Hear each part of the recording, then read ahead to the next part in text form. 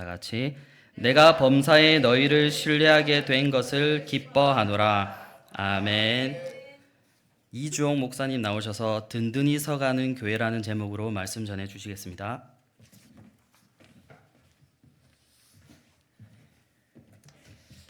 반갑습니다. 새롭게 교회들을 이렇게 짓고 또 리모델링 하니까 아주 좋습니다. 제가 다녀간 지가 얼마 안 된 것 같은데 오래됐더라고요. 저 기억나세요? 안 나는 게 정상인데 이렇게 불러주셔서 감사드립니다. 고린도 교회는 여러분들이 아시다시피 바울이 2차 전도 여행 때 자신이 의도하지 아니했는데도 불구하고 하나님께서 인도하심으로 말미암아 세워진 교회가 고린도 교회입니다. 그 당시에 로마의 황제가 이름이 누구냐면 클라우디오 황제라는, 여러분 네로 황제 아시죠?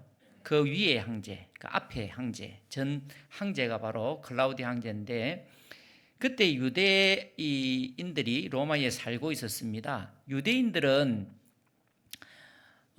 세 종류의 유대인이 있습니다. 첫 번째 유대인은 전통적인 유대인, 유대 땅에서 태어나서 그곳에 살고 있는 유대인, 그리고 그곳에 태어났든지 아니면 이방 땅에서 태어났든지 디아스포라 유대인, 그리고 한 종류의 유대인이 있습니다.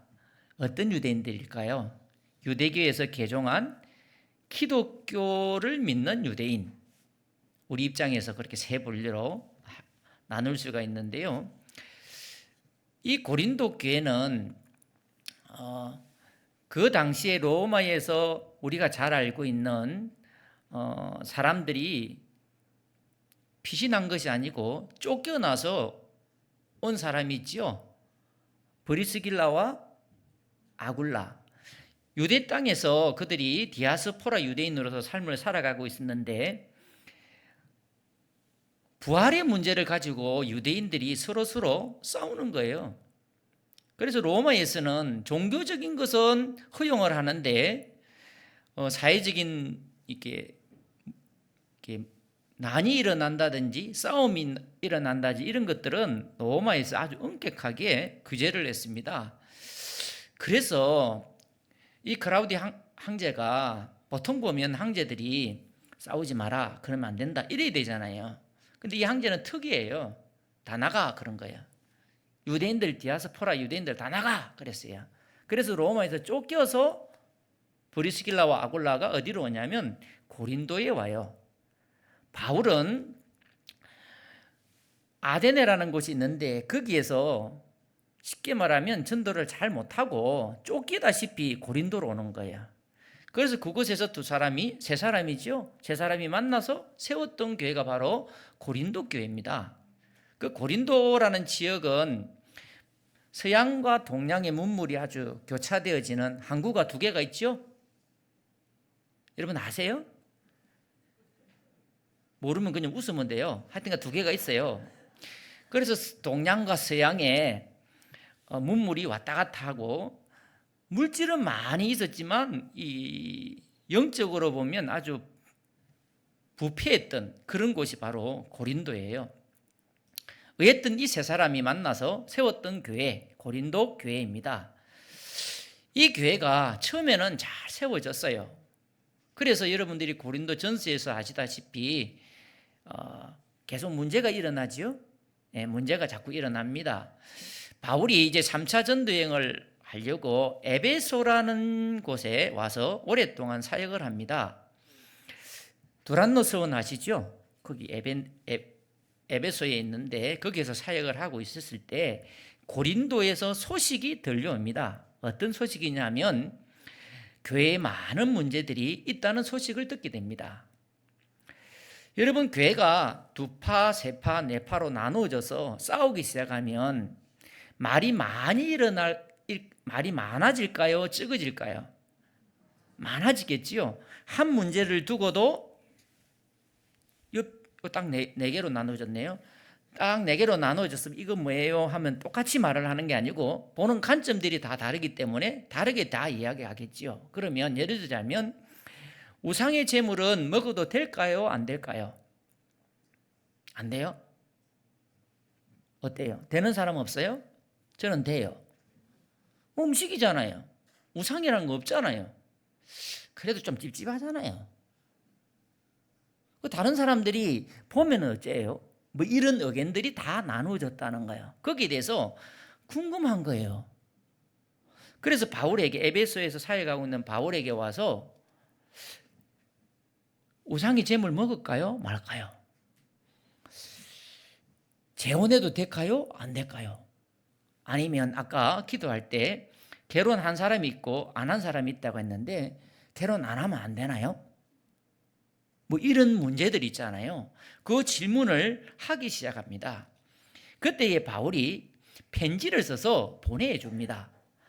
그때 편지가 뭐냐면 고린도 전서입니다. 그 고린도 전서를 쓰고 난 이후에 바울에게 고린도의 교회에 좋은 소문이 이제 들려오면 좋은데, 이제는 거짓 교사들이 들어와서 바울의 사도권을 흔들기 시작하는 겁니다. 그래서 교회가 전체적으로 흔들리는 겁니다. 자신의 문제니까 바울이 이래서는 안 되겠구나 하고 고린도 교회를 방문을 합니다. 방문을 하는데 고린도 교회가 환영을 하고 자신들의 잘못을 뉘우치고 돌아서면 좋은데, 이제는 거짓 교사들의 이야기를 듣고 바울이고 뭐고 상관없다, 나가라, 상관없어, 그냥 내쫓는 거예요. 그래서 바울이 갔다가 쫓기듯이 다시 옵니다. 그래서 눈물의 편지를 씁니다. 그 편지는 오늘날에 전해지지가 않습니다. 몰라요, 뭐 어떻게 썼는지. 그래서 학자들은 눈물의 편지라고 그냥 붙여요. 이 눈물의 편지는 좋은 말을 썼을까요? 아니면 야단을 쳤을까요? 바울이 갔다가 왔어요. 갔는데도 자기 이야기를 안 들어요. 그러면 좋게 썼겠죠? 바울 성질 별로 안 좋거든요. 그 눈물의 편지는 아주 엄격한 겉면의 편지예요. 그래서 오늘 본문에도 보면 그걸 보내놓고 후회를 합니다. 바울이 내가 왜 썼을까? 아니야, 그래도 잘못을 했으니까 뉘우치라고 그렇게 보내는 게 맞지. 그러면서 바울도 근심을 했다, 그런 표현이 오늘 본문에도 나옵니다. 이게 눈물의 편지예요. 이 눈물의 편지를 누가 들고 갔을까요? 오늘 본문에도 나와요. 디도라는 사람입니다. 고린도 전서는 디모데가 가지고 왔지만 디도라는 사람이 들고 갑니다. 그러면서 바울에게 이제 바울이 디도 손에다가 이 눈물의 편지를 보내고 난 이후에, 그러면 우리가 이제 드로아에서 만나자 그래 놓고 이제 바울이 디도를 고린도 교회에 보냅니다. 눈물의 편지를 손에 들려서 보냅니다. 책망의 편지를, 겉면의 편지를 손에 보내고 우리 드로아에서 만나자, 그런 거예요. 그때 마침 에베소에서도 좋지 않은 일이 일어납니다. 그래서 바울이 드로아에 갑니다.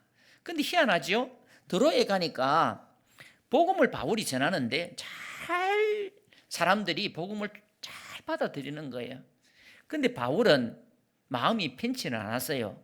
왜냐하면 지금 고린도 교회, 자신이 세웠던 그 고린도 교회가 문제를 안고 있거든요. 자기가 갔는데도 자신을 쫓아내 버렸거든요.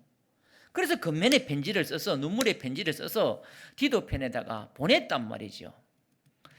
하면아 디도가 오나 안 오나 하고 기다리는데 또 디도는 빨리 안 오네요. 바울이 참지를 못하고 드로아에서 더 위에 있는 마게도냐 지역으로 갑니다. 마게도냐 지역은 어떤 교회가 있냐면 우리들이 잘 알고 있는 빌립보 교회, 데살로니가 교회, 베레아 교회, 처음 들어보십니까? 그 교회들이 마게도냐 지역에 있는 교회입니다. 바울이, 많은 학자들이 빌립보 교회였을 것이다라고 추측을 하는데, 드로아에서 참지 못하고 마게도냐까지, 고린도 이쪽에 있고 에베소는 여기 있고 마게도는 여기 있잖아요. 드로아는 여기 있거든요. 바로 여기 있다가 고린도 열이 참지 못하고 바로 지금 마게도냐 이쪽으로 올라간단 말이죠. 그곳에서 티도를 만납니다. 근데 고린도 교회가 해결을 했을까요? 안 했을까요? 눈물의 편지를 받고 다행히 이 눈물의 편지, 건징의 편지를 받고 이 고린도 교회가 해결한 겁니다. 해결했어요. 그래서 바울이 너무 기뻐서 좋아서 쓴 편지가 고린도 후서입니다. 그래서 고린도 후서는 바울이 딱 세 가지를 이야기해요. 앞부분에는 자신의 사도권에 관해서 이야기하고 8장부터 시작해서 9장에 헌금에 관한 것을 이야기합니다. 그리고 D장에는 거짓 교사들에 대해서 이야기를 하고 있어요. 왜 자신이 사도권에 대해서 변호를 하는지에 대해서 이제 우리가 오늘 본문이 자신의 사도권에 대한 변호의 마지막 부분이에요. 이제 오늘 요걸 들어야 오늘 본문이 이해되기 때문에 이렇게 길게 이야기했습니다. 길게 한다고 했지만 더 짧게 한다고 한 게 이게 이렇게 짧지요, 그죠? 예. 고린도 교회가 문제가 많았는데 다시 문제를 해결하고 다시 세워져 가잖아요, 그죠? 근데 오늘 설교 제목도 든든히 서가는 교회라 그랬어요. 다시 세워져 갔다. 자, 오늘 우리 한국 교회도 지금 침체기에 많은 문제들이 있다라고 이야기를 합니다. 그러면 어떻게 해서 다시 세워져 갈 수 있을까? 어떻게 하면 교회가 다시 새롭게 되어질 수 있을까? 그걸 오늘 말씀을 드리려고 하는 겁니다. 오늘 본문에 보면 디도라는 사람이 나오고 있습니다. 이 디도가 눈물의 편지를 들고 고린도 교회가 갔기 때문에 고린도 교회가 그 편지를 읽고 다시 새로워지잖아요. 만약에 디도라는 사람이 편지를 들고 가지 않았으면 어떻게 될까요? 고린도 교회는 다시 세워질 수가 없었겠지요. 당연한 것 아니에요? 디도라는 인물이 참 중요합니다. 우리 디모데는 잘 알고 있어요. 이 두 사람을 비교해 보면 디모데는요, 좀 사람이 유해요. 착해요. 근데 디도는 착하기는 한데 느낌상 좀 강직한 것 같아요. 왜냐하면 바울이 어려운 일을 시킬 때 디모데를 시킬까요? 디도를 시킬까요? 눈치는 빨라서 디도인 것 같아요. 맞아요. 느낌상. 여러분 가만히 생각해 보세요. 여러분 좋은 소식을 전하기가 쉽습니까? 아니면 안 좋은 이야기를 해야 될 때가 쉽습니까? 디도예요. 금면의 편지를 들고 간단 말이고 앞부분에 바울을 추방시켰단 말이에요. 고린도 교회가. 그럼에도 불구하고 나무라는 엄격하게 지금 책망하는 그 편지, 눈물의 편지를 들고 바울도 근심할 정도의 그 편지를 들고 디도가 간단 말이죠. 디도는 이런 사람이에요. 바울이 힘들고 어려운 일을 시킬 때는 디도 생각이 나는 거야. 오늘 김호령 목사님한테 가서 물을 보지 마세요. 목회를 하다 보면 저도 저희 교회에서 전도사로 하다가 부목사를 조금 하다가 다른 교회 가서 우리 교회에서 오라 그래서 다시 왔어요. 그래서 지금 다시 와서 지금 담임 목사를 한 지가 지금 16년째거든요. 전도사로 5년 하고 계산을 해보세요. 몇 년 동안 우리 교회에 있었어요? 네, 올해 21년째 사역을 하고 있어요. 그러니까 제가 아동부 때 가르쳤던 애들, 중고등부 때 가르쳤던 애들이 지금 40대 같이 늙어가고 있는, 예. 그래서 자꾸 제가 이름을 불러서 좀 죄송하기도 한데, 목회를 하다 보면 눈을 감아서 가만히 생각할 때 있어요. 이 어려운 것을 시킬 때 어느 집사님이 딱 생각이 나는 집사님이 있어요. 힘든 것을 시킬 때 생각나는 분이 있어요. 그분이 바로 디도 같은 사람이에요. 교회는 이런 사람이 있어야 되겠지요? 네. 오늘날 저는 이렇게 생각을 해요. 한국 교회가 왜 다시 일어서지 못할까? 디도와 같은 인물이 없기 때문에 그렇다라는 것이죠. 힘들고 어려운 거 안 하려고 해요. 목사님들 눈을 감으면 시킬 사람이 별로, 힘든 일을 시킬 사람이 별로 없어. 그러면 그 교회는 다시 일어설 수가 없어요.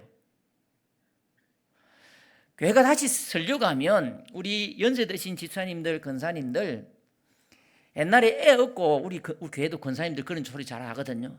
애 없고 비 와도, 이렇게 비 와도 성도들 밥 해주고 다 했어 그러더라고요. 애 없고 새벽에 나와서 기도, 의자도 아니고 무릎 꿇고 기도 많이 했어 그랬어요. 그런 이야기를 하시더라고요.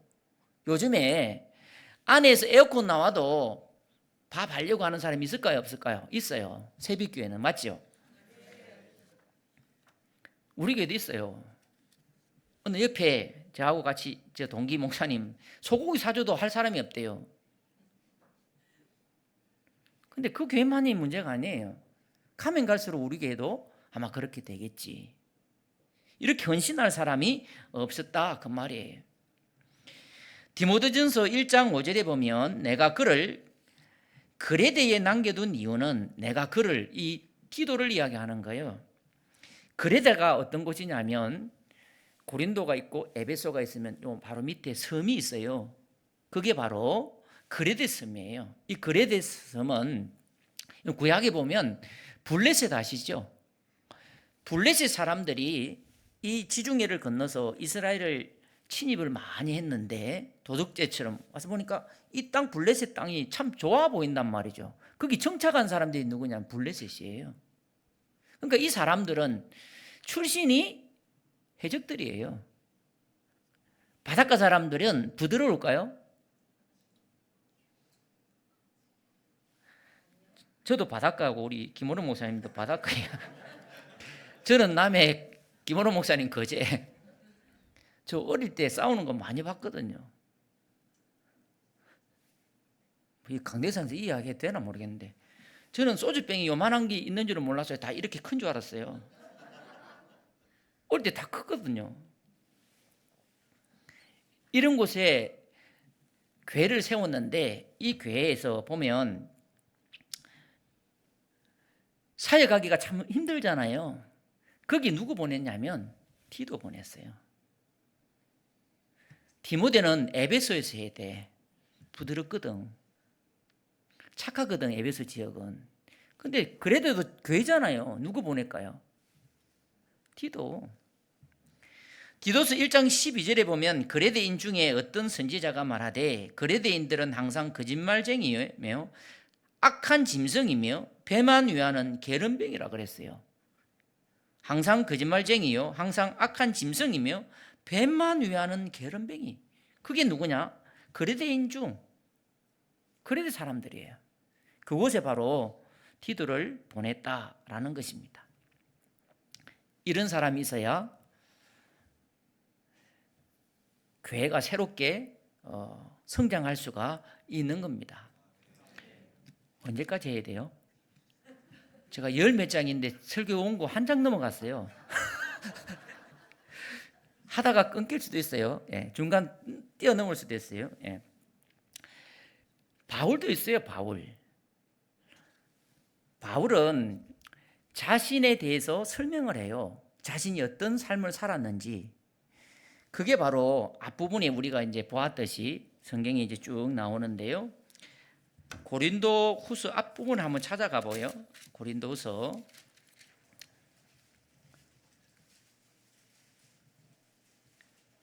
2장 13절에 보시면 이제 제가 설명을 했기 때문에 이 말씀이 이해가 될 거예요. 2장 13절 보세요. 내가 내 형제 디도를 만나지 못함으로 내 심령이 편하지 못하여, 이해가 되시죠?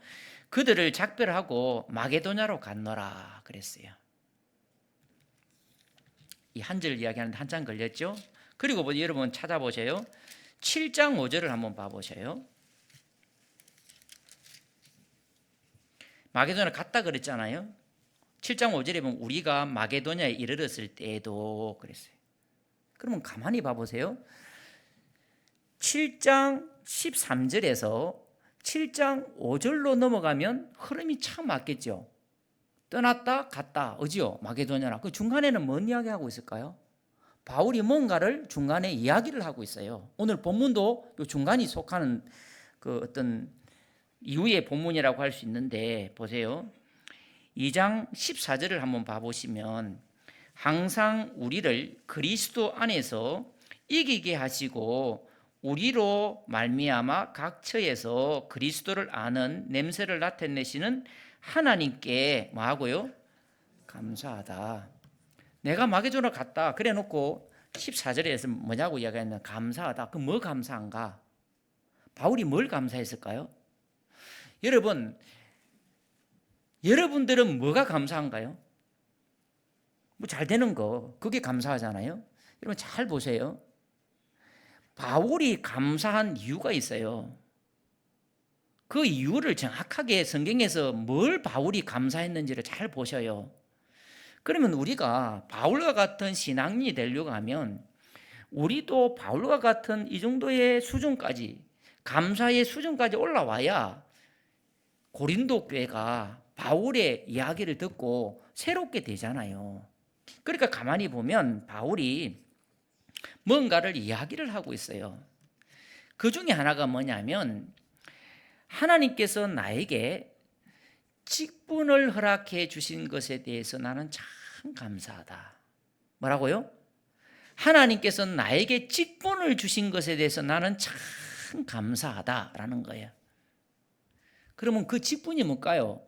집사? 근사? 이 이야기 안 해요.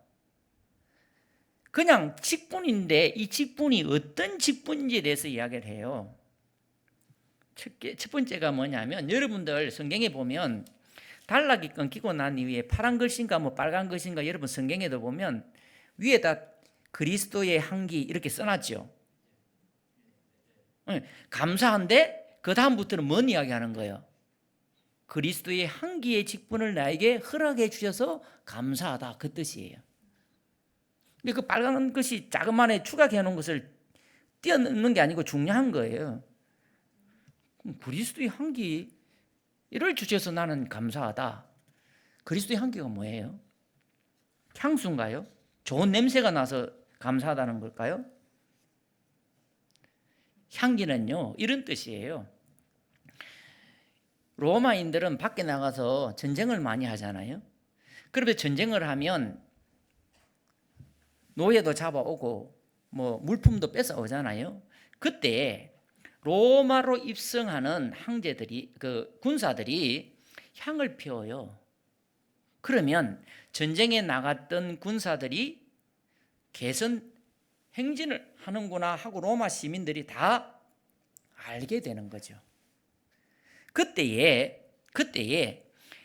군인들에게는 그 향을 피우는데 그 향은 무슨 향이에요? 승리의 향기겠지요. 노예로 잡혀오는 사람은 그 향기가 죽음의 향기겠지요. 우리는 그리스도의 향기다라는 말은 주님이 이 세상에 오셔서 십자가의 죽으심으로 말미암아 모든 것을 이기셨잖아요. 승리해 주셨잖아요.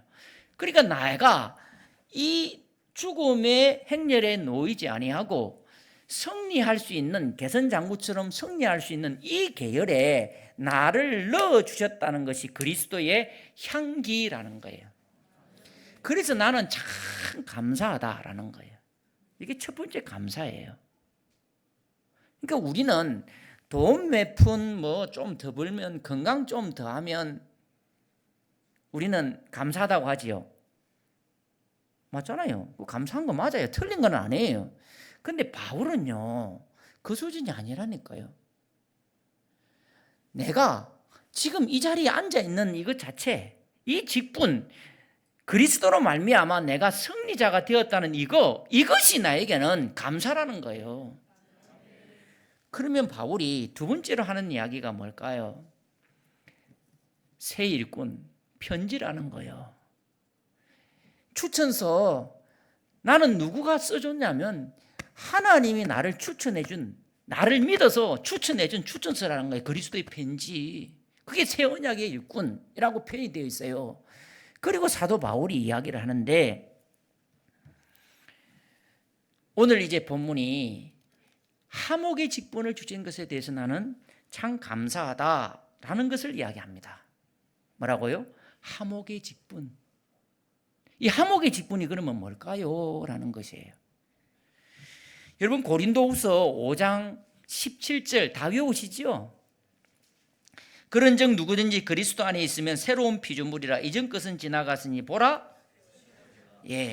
새로운 피조물이라고 이야기하면서 5장 18절에는 뭐라고 이야기할까요? 모든 것이 하나님께로서 났으며 그가 그리스도로 말미암아 우리를 자기와 화목하게 하시고 또 우리에게 화목하게 하는 직분을 주셨다 그래요. 이게 바울이 보세요. 그리스도의 향기, 그리스도의 편지, 화목의 직분을 하나님이 주셔서 난 너무 감사해. 그럼 화목의 직분이 뭔가라는 것입니다. 화목의 직분에 대해서 이제 설명이 5장 17절부터 시작해서 7장 오늘 본문까지 화목의 직분에 대해서 쭉 설명을 하고 있는 겁니다. 사도 바울이 이 화목의 직분을 잘 감당했기 때문에 고린도 교회가 세워졌다는 거예요. 디모데 같은 사람이 있었고 이 바울 같은 사람이 있어서 교회가 새롭게 세워진다는 거예요. 바울이 가는 곳곳마다 교회가 세워지잖아요. 바울은 그러면 이 화목의 직분을 어떻게 감당을 했을까? 화목의 직분이 뭔가라는 거예요. 여러분, 화목의 직분을 잘 감당하면 교회도 세워지지만 여러분 교회가 다시 살아나면 이게 바로 우리가 이야기하는 하나님 앞에 영광이 되잖아요. 여러분 착각하시면 안 돼요. 하나님 앞에 영광 돌린다고 이야기했었을 때 내가 뭔가를 잘했다. 그것만이 영광이 아니에요. 내 삶에 내가 뭐 아팠다, 병들었다, 하나님의 영광이 될까요, 안 될까요? 우리 성도들 이야기하면 그때 뭔 이야기하냐면 하나님의 영광을 가릴까 봐. 아니에요. 그런 영광이 아니에요. 그 영광이라는 뜻이 그런 뜻이 아니에요. 카베드라는 히브리 말이 뭐냐면 무겁다라는 뜻이에요. 이 뜻이 뭐냐면 내가 어떤 상황에 놓여 있다 할지라도 내 삶을 통하여서 하나님 앞에 영광을 돌리는 것, 하나님의 쉽게 말하면 하나님의 어떤 모습, 하나님의 살아계심을 안 믿는 사람, 모르는 사람들이 알게 하는 거예요. 사도 바울이 우리가 지금 생각하면 물질적으로 잘 살았어요? 못 살았어요? 아니, 이 복음 전화 두드려 맞기는 또 지질이 두드려 맞았잖아요. 맞죠? 그럼 그 영광이 돼요, 안 돼요? 아니, 영광이 돼요, 안 돼요? 되잖아요. 오늘 영광이 뭔지 제가 설명을 했잖아요. 그 사도 바울이 그런 삶을 살아가는 것을 보면서 사람들이 하나님이 살아계시구나. 바울이 기적을 행하고 이적을 행할 때만 하나님이 살아계시는 거는 느끼는 게 아니고 저렇게 저 상황 속에서도 복음을 전하는구나. 하나님의 살아계심을 현현함을 나타내 보이고 있구나. 사람들이 느낀단 말이에요. 이게 영광이에요. 바울이요, 화목의 직분을 잘 감당하면 하나님 앞에도 영광이 되고 교회도 살아나잖아요. 우리가 디도 같은 삶을 살아갈 때에 교회도 살아나지만 우리가 하나님 앞에 영광된 삶이라는 거예요. 바울이 화목의 직분을 이야기하면서 어떤 삶을 살아갔는지를 한번 봐보셔요. 6장 4절에 보시면 오직 모든 일에 하나님의 일꾼으로서 자천하여 많이 견디는 것과 한란과 궁핍과 고난과 매맞음과 가치인과 난동과 수고로움과 자지 못한과 먹지 못한 가운데서, 자 보세요. 한란, 궁핍, 고난, 매맞은, 갇힌, 난동, 수고로움, 자지 못한, 먹지 못한 가운데서. 좋은 이야기예요? 안 좋은 이야기예요? 자지 못함, 먹지 못함, 수고로움, 매맞고 갇혔어요. 그 가운데서 어떻게 했는지 볼까요? 6절에 보십시오. 깨끗함과 지식과 오래 참음과 자비함과 성령의 감화와 거짓 없는 사랑과, 그 다음부터 여러분들 집에 가서 한번 읽어보셔요. 이 가운데서 사도 바울이 어떤 삶을 살아갑니까? 이 메마전 같은 이 감옥에 갇힌 이 상황 속에서 전혀 예상하지 못하는 깨끗함, 자비로움, 성령의 감화, 7절에 보니까 그 진리의 말씀, 하나님의 능력으로 의의 무기를 좌우에 가지고 8절에 보니까 영광과 욕됨으로 그리하였으며 악한 이름과 아름다운 이름으로 그리하였느니라. 우리는 속이는 자 같으나 참되고 무명한 자 같으나 유명한 자요. 같으나 자꾸 나와요. 이걸 바꾸어서 역설적 삶이라고 이야기하는 겁니다. 이게 바로 하목의 직분을 감당하는 모습입니다. 우리의 삶 속에서도 이런 모습이 있어야 뭐가 된다는 거예요? 하나님 앞에 영광이 된다. 다시 교회가 새롭게 살아날 수 있다 그 말입니다.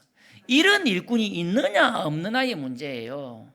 한국교회는 저는 이 생각이에요. 한국교회가 지금 이게 문제다 저게 문제다 막 이야기를 하는데 지금 환경의 이야기가 하는 게 아니에요. 언제 우리가 어려울 때 60대 70대 80대인데 환경이 좋은 적이 있었냐 그 말이에요. 그때는 디도와 같은 바울과 같은 이런 헌신된 사람들이 있었어요. 삶의 흔적을 가지고 고난 가운데서도 어려웠지만 힘겨웠지만 거기서 탈피된 삶을 살아가는 사람들이 분명히 있었다 그 말이에요. 14절에 보시면 너희는 믿지 않는 자와 멍에를 함께 매지 말라. 의와 불법이 어찌 함께하며 빛과 어둠이 어찌 사귀며. 이게 무슨 말이에요?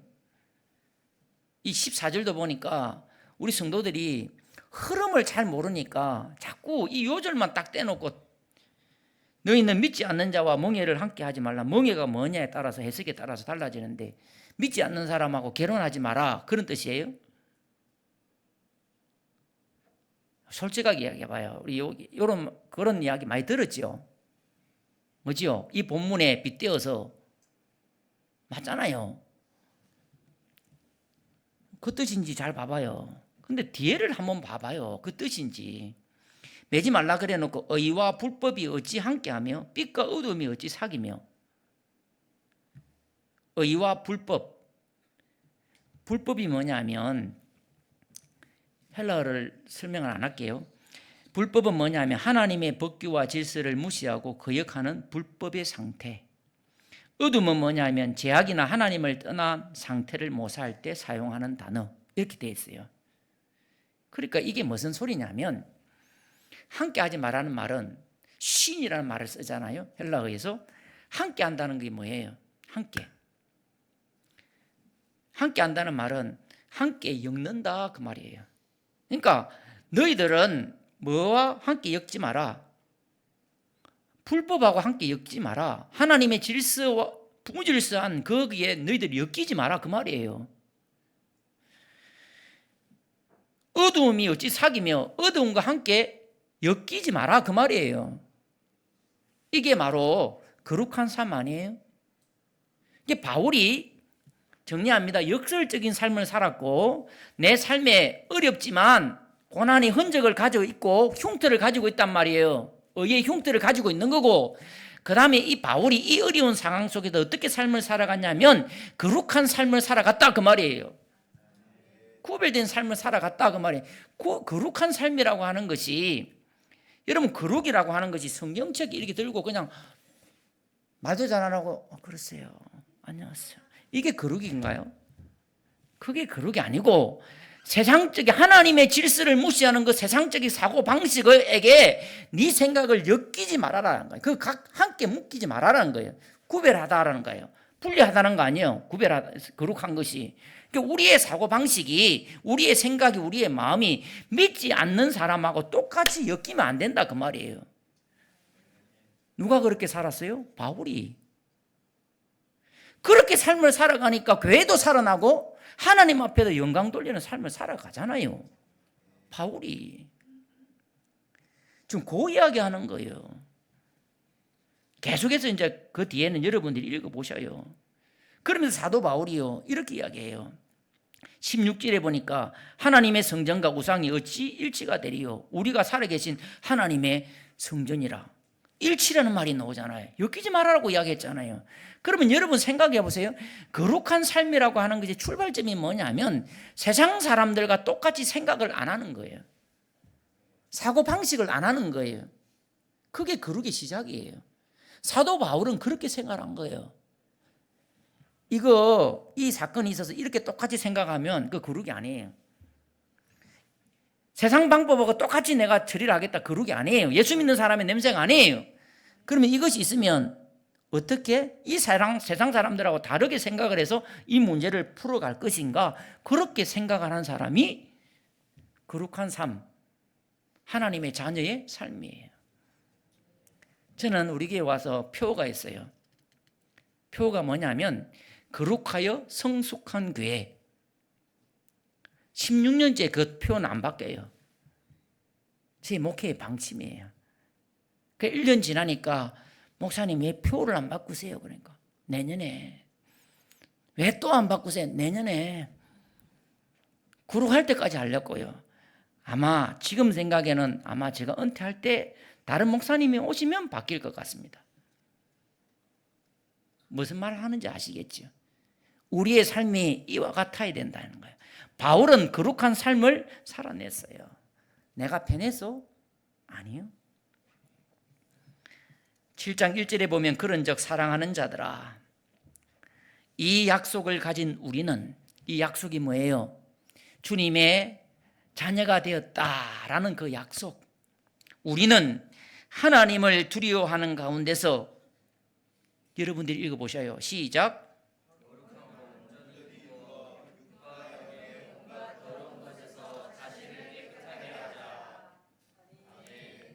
보세요. 거룩함을 온전히 이루어.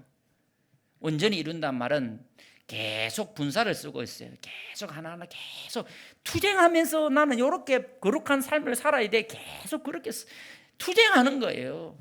그게 우리 성도의 삶이라는 거예요. 삶의 방식이 그래야 된다는 거예요. 그러면서 육과 영의 온갖 더러운 것에서 자신을 깨끗하게 하자. 그러면서 7장 2절에 보면 마음으로 우리를 영접하라. 우리를 영접하래요.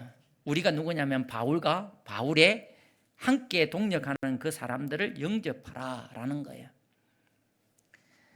열린 마음을 가지라는 것이죠. 여러분, 우리 주님도 자꾸 와서 우리에게 계시록 3장 20절에 보면 밖에서 문을 자꾸 마음의 문을 똑똑똑 두드린다 하잖아요. 그러면 왜 예수님이 자꾸 마음이 와서 영접한다는 뜻이 뭐냐면 내 마음이 이렇게 있으면 요 마음 한 켠을 내어준다, 이게 뜻이 영접이거든요. 그 주님이 자꾸 와서 문을 두드린단 말은 네 마음에 들어가서 이 마음의 한 구석에 내가 네 좀 차지하고 싶다, 그 뜻이거든요. 왜 그러면 주님이 자꾸 문을 두드릴까요? 괴롭히려고? 우리 주님이요, 두드리는 이유가 있어요. 잘 되게 하시려고. 쉽게 말하면 근데 우리는 우리 마음의 한 켠을 주님을 위해서 내놔요? 안 내놓는단 말이죠. 고린도 교회는 내놨을까요? 안 내놨을까요? 이제 마치려고 해요. 여러분들 눈이 감기는 것 같아서. 저도 10수년 했거든요. 눈치가 있거든요. 우리 교회는 길어가지고 뒤에 있으면 누가 눈을 감는지 안 감는지 모르겠어요. 근데 밝아가지고 보니까 다 보여요. 좋네요. 가까이 있으니까. 우리 교회 저 길어가 저 밑에 뒤에 있으니까 뭐 감는지 안 감는지 모르는데 요 가까이 있으니까 참 좋네요. 고린도 교회는 영접을 했을까요? 안 했을까요? 영접 안 했으면 안 받아들였지. 새롭게 안 되지요. 눈물의 편지를 받고 받아들였단 말이죠. 여러분, 주님의 종들이 가르쳐 줄 때에 새롭게 되어질 수 있는 교회는 뭐냐면 잘 받아들이는 교회입니다. 오늘 새벽기도는 오니까 설교하면 맛이 납니다. 아멘도 잘하고. 잘 받아들이는 것 같아서. 여러분, 고린도후서 7장 9절에 보면 내가 지금 기뻐한다는 말은 고린도서 쓰고 있죠. 마게도냐 지역에서 지금 쓰고 있는 거죠. 기쁘다는 거. 왜 기뻐요? 눈물의 편지를 받아들였으니까 기쁘지. 그래서 교회가 새롭게 되었으니까 기쁘다는 거예요. 기뻐함은 너희로 근심하게 하게 한 까닭이 아니요 도리어 너희가 근심함으로 회개함에 이른 까닭이라. 그래서 바울이 지금 기쁘다는 거. 그러니까 고린도 교회가 바울의 눈물의 편지를 받고 회개했다는 거예요. 받아들였다는 거예요. 10절에 보시면 하나님의 뜻대로 하는 근심은 후회할 것이 없는 구원에 이르게 하는 회개를 이루는 것이요 세상 근심은 사망을 이루는 것이니라. 그러니까 근심할 때 여러분, 오늘 말씀 듣고 내가 잘못 살았구나, 요런 마음을 갖는 사람은 지금 내 마음의 한 켠에 이 말씀을 영접했잖아요. 한 캔을 내어놓았잖아요. 새롭게 되어지는 역사가 여기서부터 시작되어지는 거예요. 교회도 똑같아요. 그런데 암만 이야기해도 마음에 이 한 캔을 안 내놓는 사람이 있어. 그럼 안 되는 거죠. 고린도 교회는 이 마음의 한 캔을 내어놓은 거죠. 그래서 하나님의 뜻대로 하는 근심은 그 말이죠. 하나님의 뜻대로 하는 근심. 이게 중요한 겁니다. 하나님의 뜻대로 하는 근심은 후회할 것이 없는 구원에 이르게 하는 회개를 이루는 것이요 그랬어요. 잘 받아들이는 것이 참 중요하다라는 겁니다. 그 다음에 오늘 본문 12절에 보시면 보라 하나님의 뜻대로 하게 된 이 근심이, 그러니까 이게 주의 종들이요 똑바로 가르쳐야 돼요. 이게 성도들이요 있어요. 그러면 이 목회자들은 목양을 하는 사람들이거든요. 그래서 이 말하면 여기 집사님이 걸리고, 요 말하면 여기 집사님 걸리고, 듣기 싫다 이가. 주일날 부담되고 이런 거 오면 얼마나 힘드노. 그래서 힘들지요, 고생했습니다. 하나님이 축복하실 겁니다. 이렇게 하면 좋잖아. 부담도 없고, 나도 부담 없고 교인도 부담 없고. 이래 가면 어찌 되는 거예요? 에? 다 같이 죽자는 기지 뭐. 바울은 안 그랬다니까요. 성경 자세히 보세요. 바울은 그냥 잘못하면 따끔하게 일렀어요. 그 저희들이 목회를 배울 때 선배들이 이런 이야기를 하더라고요. 목회는 인간관계다. 틀린 말인지 맞는지 여러분들이 분간해 보세요. 장로님하고 잘 관계만 잘하면 목회 잘 된다. 맞아요? 틀려요? 잘 생각을 해봐요.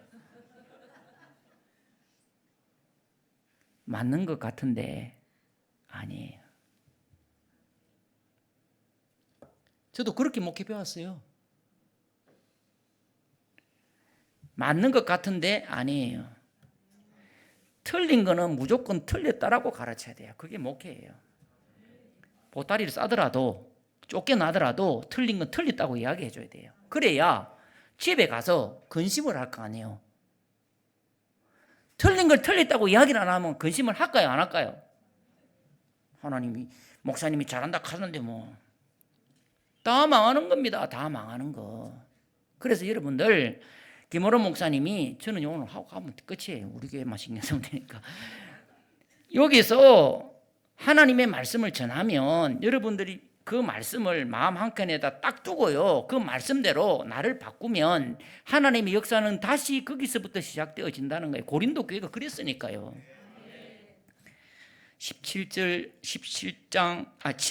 11절 한 절만 읽어볼게요. 보세요. 하나님의 뜻대로 하게 된 이 근심이, 보세요, 너희로 얼마나 간절하게 하며 얼마나 변정하게 하며 얼마나 분하게 하며 얼마나 두렵게 하며 얼마나 사모하게 하며 얼마나 열심 있게 하며 얼마나 벌하게 하였는가? 너희가 그 일에 대하여 일체 너희 자신의 깨끗함을 나타내었느니라. 이 무슨 말이냐면 원어를 보면요, 우리는 이 간절하게 하며라는 말이 한 단락으로 되어 있잖아요. 그게 아니에요. 이 간절하는 말이 다 뒤에 있는 이 낱말을 다 이렇게 수식을 하고 있어요. 그러니까 간절한데, 엄청나게 간절한데 뭐가 간절하냐면 변정하는데 간절하다는 거예요. 변정하는 게 뭐냐? 자신의 잘못을 인정하고 그들의 잘못을 인정하고 그들의 입장에 대해서 단언하는 것. 바울이 올바르게 가르치니까, 근심하게 하니까 자신의 잘못을 인정했다. 뭐하고? 간절하게 인정했다, 그 말이에요. 그 다음에 분하게 하며, 요건 나중에 할게요. 다음에 불러주면 하고 안 하면 그만이고. 여러분들 집에 가서 한번 읽어보셔요. 그게 이제 이 사도 바울이 이렇게 근심하게 됐기 때문에 간절해서 이 고린도 교회가 내가 왜 거짓 교사들에게 쏘갔지? 똑바로 가르쳤으니까. 아, 내가 그때 틀렸구나. 그 거짓 교사들이 막 사도 바울에 대해서 이야기를 하니까 아, 그게 진짜인 줄 알고 나 넘어갔구나. 야, 내가 잘못되었구나. 분을 느꼈다는 거예요. 회개했다는 거예요. 저거 그냥 두면 안 되겠네. 근징해야 되겠네. 교회가 새로워졌다는 거예요. 지금 그 이야기하는 거, 쉽게 말하면. 말씀을 정리합니다. 여러분, 교회가 다시 살아나는 길이 뭐였습니까? 디도와 같은, 바울과 같은 하나님의 일꾼이 있었다라는 것이고, 요거는 기억하시겠지. 두 번째, 이 하나님의 사람이 바울이 하나님 말씀을 전해줄 때 아멘하고 잘 받아들였다는 것입니다. 여러분들도 우리 새빛교회가 새롭게 다시 계속 부흥하려고 하면 디도와 같은, 바울과 같은 일꾼이 많아져야 되겠고, 그 다음에 하나님의 말씀을 잘 받아들이는 공동체가 될 때 새로워질 수 있다라는 것을 명심하시고 오늘 말씀에 잘 순종해서 계속 부흥의 역사가 일어나는 복된 하나님의 제단 될 수 있기를 주님의 이름으로 축복합니다. 하나님, 부족한 사람이